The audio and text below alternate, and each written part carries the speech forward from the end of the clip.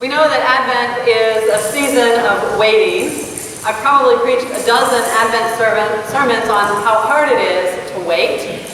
You could ask any of the children who were sitting up here just a moment ago, and they'll tell you how they can hardly wait 10 more days for school to be out and Christmas to come.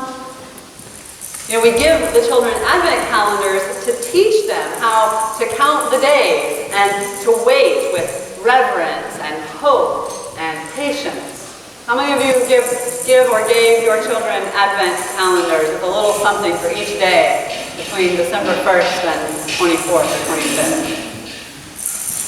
No? Not big Advent calendar people? Well, I have to tell you, my best friend, her daughter had eaten all 24 days worth of chocolate by December 7th.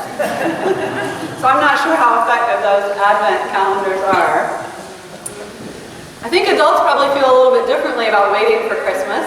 I don't know about you, but I still have cookies to bake. I haven't finished my Christmas shopping yet. I don't know if 10 days is going to be enough to order the things I need to get if they're not available on Amazon Prime. I wouldn't mind one extra weekend in there to celebrate with family and friends, to visit our homebound church members. For many of us, even those of us who love Christmas, this is a busy and sometimes stressful season. We don't have time to wait for Christmas. We have to get ready for it, right? This is the thing about waiting. We think of waiting as idle time. Often when we're waiting, it feels like we're wasting time. I stood in line, I'm not kidding, for 20 minutes at Michael's this week to buy 2 boxes of Christmas cards.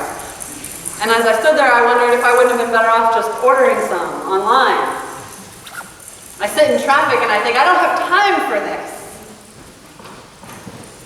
And if there's something really big that we want, or some important milestone that we need to reach, waiting feels just plain irresponsible. You have to work for your goals. You have to train for success. You have to ask the right questions to get the right answers.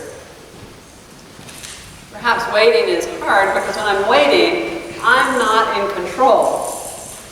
My fate, whether it's what time I'm going to arrive at my destination or the outcome of a job search or the cure for an illness, my fate is in someone else's hands.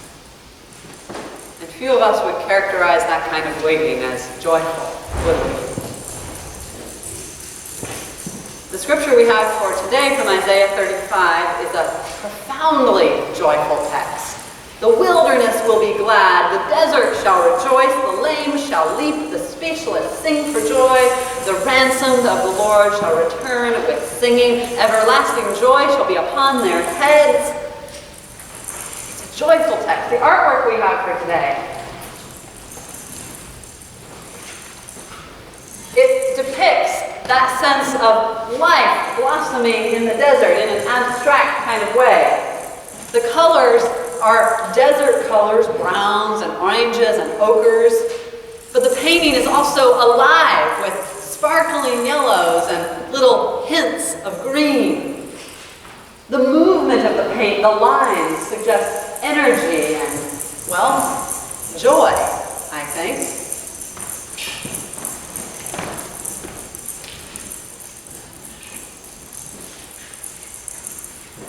But Isaiah 35, as joyful as it is written for a people who are waiting. Israel has been in exile for a generation. They have not forgotten the trauma of the conqueror's sword. They have wondered whether the Lord is a hard-hearted, tough-love kind of parent. They have promised not to forget the songs of Jerusalem, but with each passing year, their children seem less and less interested in singing those old tunes. Their waiting, Israel's waiting, is not the excited kind, like children waiting for Christmas. Their waiting is the hard, nearly impossible kind of waiting that belongs to a people who have been decimated and who do not know when or if they shall return to their homes and be reunited with their kindred. It's like the waiting of Katrina survivors who still have not rebuilt their lives. It's the waiting of one with a chronic illness who is hoping for some new breakthrough in treatment. It's the waiting of an estranged parent hoping that their child will return to the straight path or to the family. The waiting of an estranged child hoping that their parent's heart will soften and they will be welcomed home again. When we're waiting like that, the joy that Isaiah 35 describes can seem hard to muster or even believe in. Even in the more mundane of waitings, the checkout lines, the pot of slow-to-boil water, the phone that does not ring, even in these moments, it's hard to find joy in the waiting itself. Mostly we're irritable, impatient.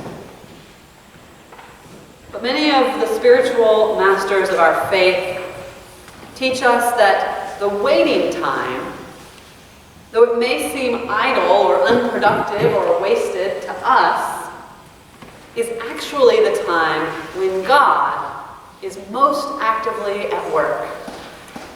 The waiting times are when God is forming us, molding us to be God's people, preparing us to receive the gifts that God has for us, setting affairs in order to deliver what God has promised. And this is not just about waiting for God's timing. Have you ever gotten that advice when you're waiting for something that was really important to you? It'll happen in God's time. Yes? Have you ever offered maybe that advice to someone? It's not a terrible saying. But as I thought about waiting this week in the context of joy, I wondered if there was maybe a little bit of bad theology hiding in that phrase. It sort of implies to me that maybe God has something better to do right now, and you just have to wait your turn.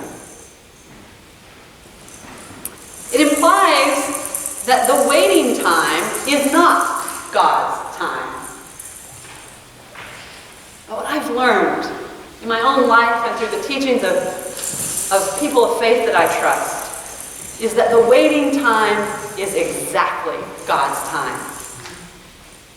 That is the time when we can do nothing, the time when we seem to have no control. That is exactly the time when God is at work, silently, mysteriously, within our hearts, and also in circumstances that are beyond our control. Our first scripture reading for today began with Mary's visitation by the angel Gabriel announcing her pregnancy. But I'm more interested in the second part of the story. The newly pregnant Mary heads south to visit her older cousin Elizabeth, a long barren woman who is now in her 6th month with child. And both of these women must be full of joyous expectation. That's the part that gets the most attention at Christmas time and in our Instagram feeds. But let's honor every expectant parent who has ever lived. Of course they're filled with joy.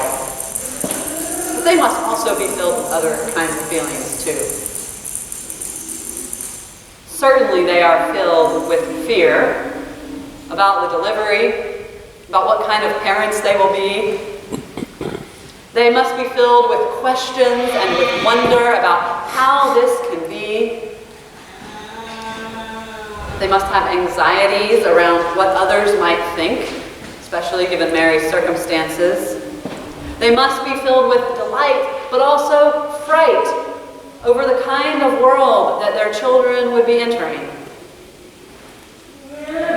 Even the expectant, hopeful waiting of pregnancy confronts us, doesn't it, with our lack of control over the new life that is growing within us and uncertainty about that life's future in the world beyond. I can imagine that Mary must have felt like no one could possibly understand what she was feeling inside as nausea crept in while her skin began to glow and her hair to shine. I can imagine Elizabeth rehearsing her fears and her faith as she rubbed her swelling belly while Zechariah was mute nearby. But when Mary crosses the threshold of Elizabeth's home, something spectacular happens. The child in Elizabeth's womb leaps for joy. Elizabeth knows that this is no ordinary kick. The boy has moved. He is dancing. And Mary breaks out into a song. When Mary crosses the threshold of Elizabeth's home, joy erupts into the waiting time, full as it is of uncertainty, of questions, of anxieties. Joy breaks into the waiting. The waiting time is God's time. If the waiting time is God's time, if God is at work silently and mysteriously even when we are waiting, then we might come to find our seasons of waiting less like the waiting of exile and more like the waiting of pregnancy. We might come to believe that even when it looks like nothing is happening, new life is gestating. We might find a little more hope and a little more joy even while we wait. Waiting time is God's time, but it's also the time for community. Joy erupts into the waiting of Mary and Elizabeth's pregnancies when the two women are together. Isaiah describes a desert highway, not necessarily, and we've talked about this part of the text in our Bible study on Wednesday, and most of us imagined an empty road winding through the desert, but that's not what Isaiah imagines. He imagines a highway full of people, a place where all of God's people, even fools, thank goodness, a place where all of God's people are moving together towards Zion with singing and rejoicing. Joy is sustained in community in a way that is difficult when we are alone, especially when we are waiting, especially when circumstances are difficult. Community sustains our joy. Think about those Who's in Whoville who gather to sing for joy even after the Grinch has stolen their Christmas. When we are waiting, when we are facing uncertainty, when circumstances are difficult or beyond our control, being in community with others can help ease the burden and keep the embers of hope glowing. There can be joy even in the waiting if we will wait together. Now I know that you probably won't just sit back for the next 10 days and wait for Christmas to arrive. You, like me, probably have a lot that you need to do between now and then, right? Let me say I bless you to all of your Christmas doing.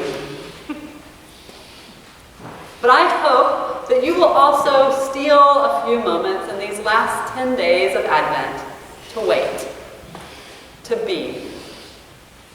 I hope that you will rest your hand on whatever it is that you are waiting for, and that you will trust that God is at work, silently and mysteriously, even when it seems like nothing is happening and there's nothing you can do.